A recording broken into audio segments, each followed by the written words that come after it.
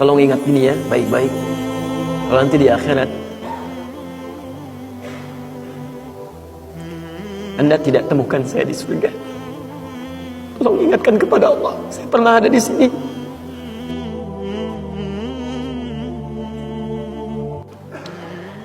Qala Rasulullah sallallahu alaihi wasallam, bersabda Rasulullah sallallahu alaihi wasallam fi marwahu Abu Sa'id Al-Khudri, pada hadis yang diriwayatkan oleh sahabat Abu Sa'id Al-Khudri radhiyallahu taala anhu, qala, beliau menyampaikan, qala Rasulullah sallallahu alaihi wasallam bersabda, lihat kalimatnya, bima makna, lihat, saya langsung ke ujung hadisnya saja karena ini cukup panjang sekali.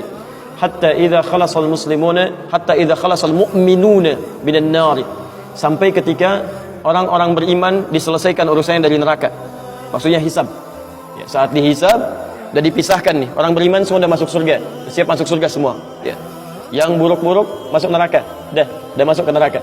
Jadi kalau amalan Anda misalnya 50,001%, Masya Allah, maka Anda masuk ke dalam surga insya Allah.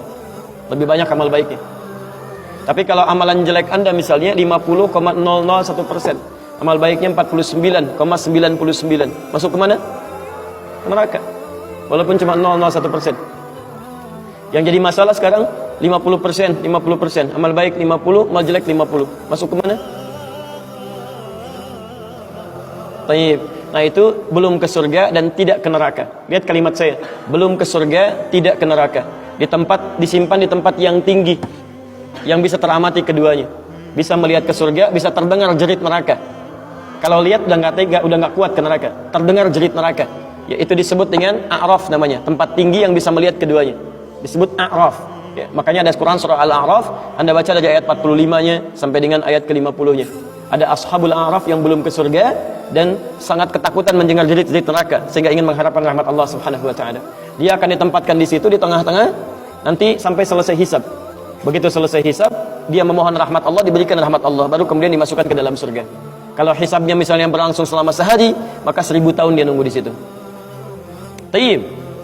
Hatta idza khalasal mu'minuna minan nar, sampai ketika orang-orang beriman itu ya, mulai diselesaikan dari urusan nerakanya.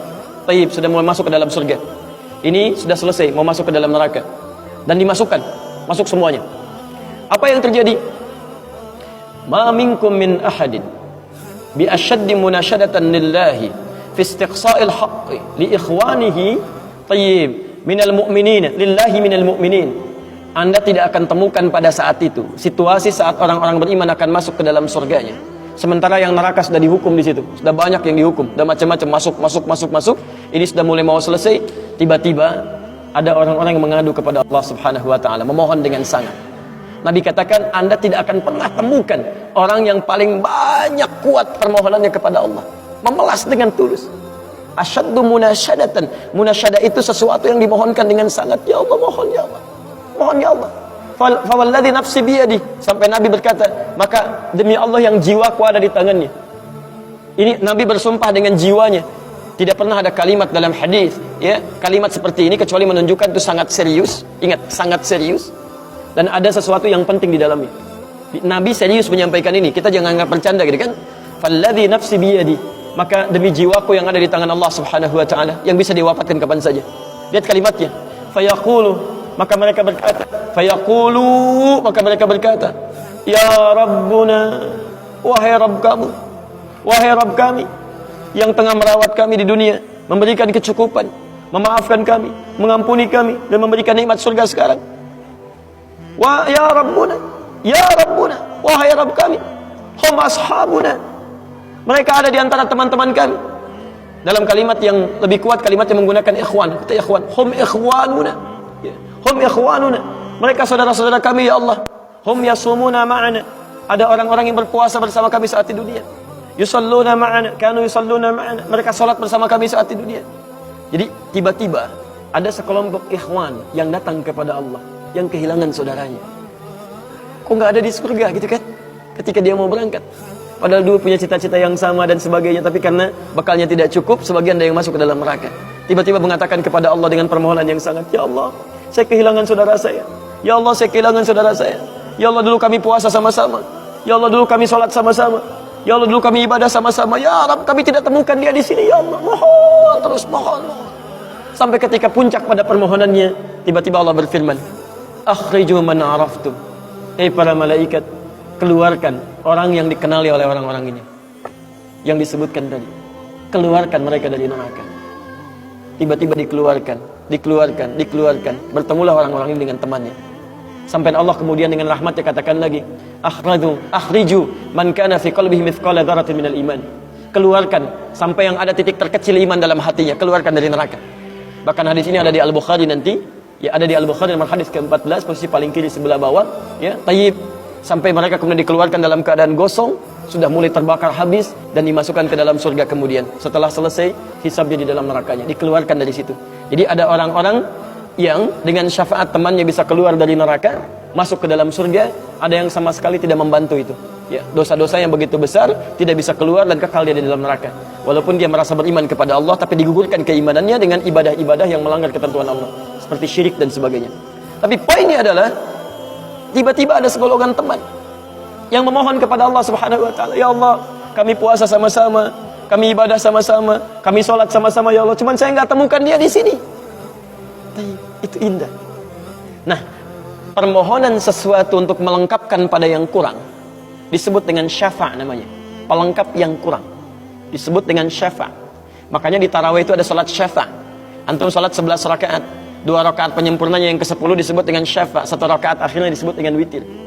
Ya, ada teman yang merasakan ada yang kurang nih ya Allah, begitu saya masuk, teman saya nggak ikut, saya ingin dilengkapi dengan itu ya Allah. Tayyib, permohonan untuk menggenapkan sesuatu yang kurang dengan sifat yang sangat memohon luar biasa, maka kalimatnya dirubah dari syafa' menjadi ditambah tak di ujungnya dengan alif di tengahnya, jadi syafa'ah. Tayyib. Saya mau akhiri ya, karena ini sebenarnya tidak banyak bahasannya. Siapa orang-orang ini?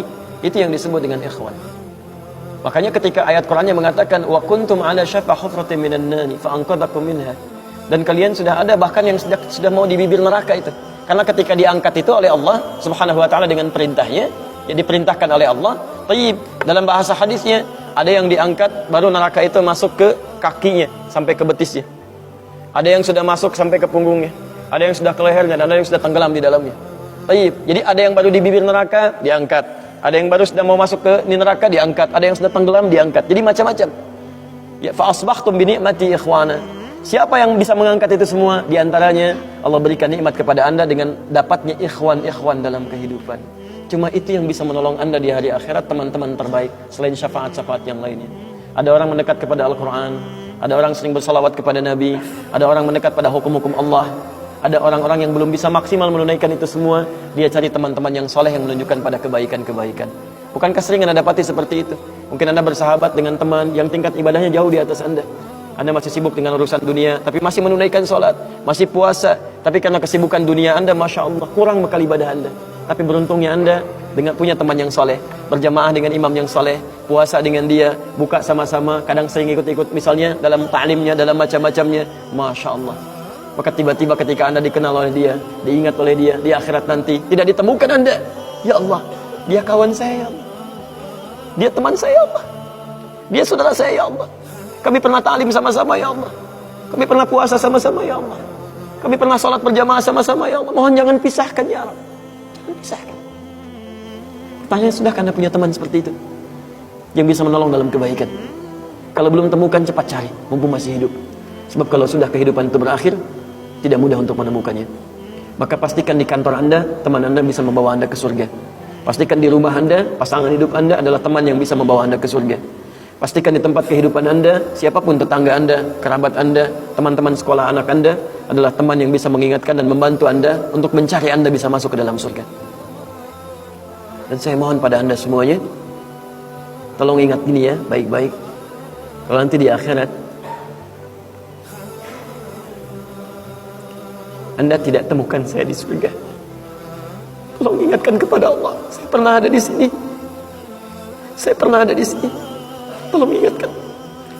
Kalau antum di akhirat nanti tidak temukan saya di surga, tolong ingatkan. Ya Allah, mohon ya Allah, Adi Hidayat pernah mengajar saya dan mengingatkan saya di sini. Ya. Subhanakallahumma wa bihamdika asyhadu an la ilaha illa anta astaghfiruka wa atubu ilaik. Wa akhiru da'wana alhamdulillahi rabbil alamin. Assalamualaikum warahmatullahi wabarakatuh.